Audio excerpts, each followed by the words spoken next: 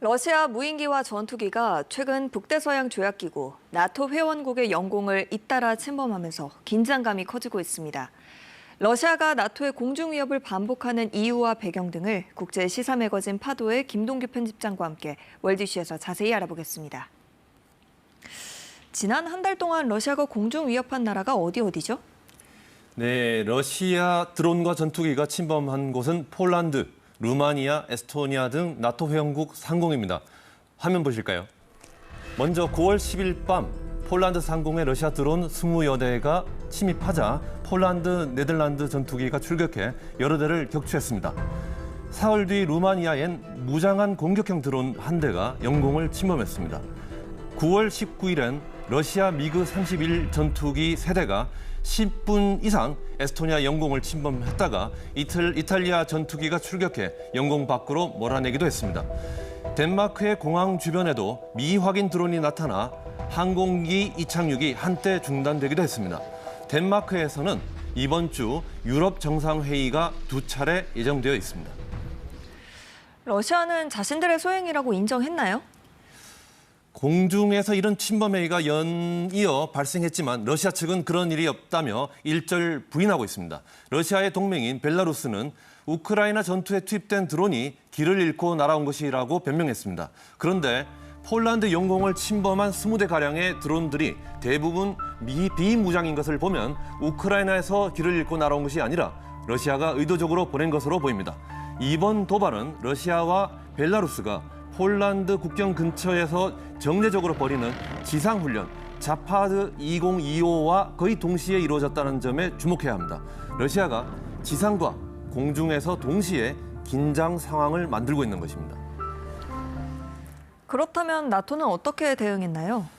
나토는 러시아 드론의 폴란드 영공 침범 직후 나토 동부 전선 영공 방어 및 초계를 강화하는 이스턴 센트리 작전을 가동했습니다. 작전명이 동쪽을 지키는 보초란 뜻입니다.